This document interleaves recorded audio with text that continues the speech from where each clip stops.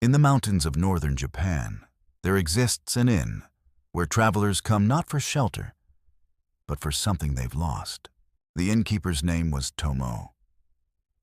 For 40 years, she served only one dish, a simple soup that made every guest weep. Before each serving, Tomoe would ask the same question. "Tell me your happiest memory from childhood." She would listen, not just to their words, but to the silence between them, where truth lives. Then Tomoe would disappear into her kitchen, selecting ingredients no recipe could name. She wasn't cooking with herbs and spices.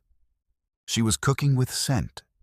The kombu that smelled like grandfather's boat, the yuzu like mother's hands. The soup looked simple, just vegetables and broth. But something invisible swirled in that steam. One sip, and 40 years collapsed. They weren't tasting soup. They were tasting the moment they first felt safe.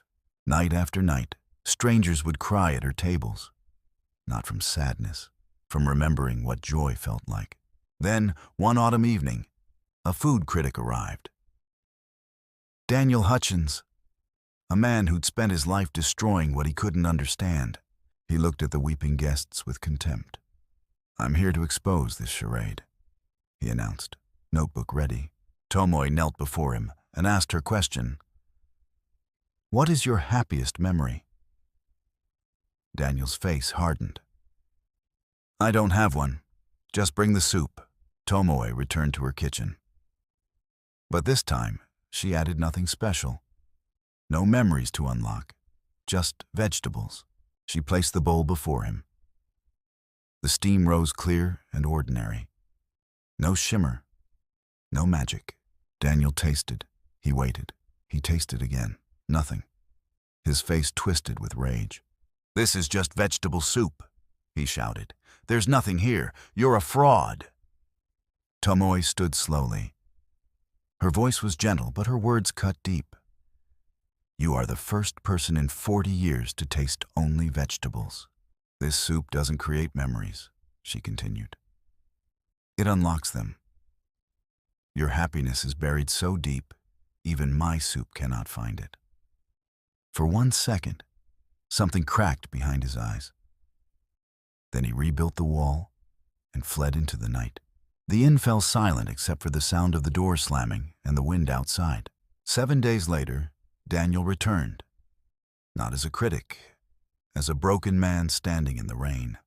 "Teach me," he whispered. "Teach me to remember happiness. I don't know how anymore." Tomoe simply nodded. "Sit. We begin." For 3 months, Tomoe taught him, not recipes, but how to remember, how to feel, how to find what he'd buried.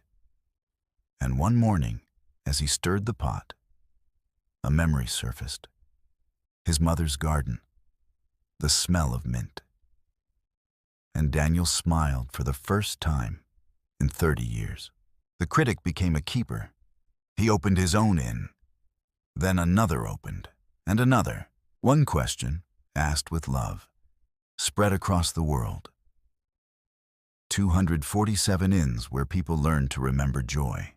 Tomoe grew old watching her question echo. She never sought fame. Only one thing mattered to her, that somewhere, someone was asking the question. And somewhere, someone was remembering how to be happy again. Tomoe would tell you this: everyone carries happiness inside them, like embers under ash. Sometimes we just need someone to ask the right question and teach us to blow on them again. Between 2 strokes of the ladle, memory and meaning. Like and share if this changed your perspective. See you in the next story.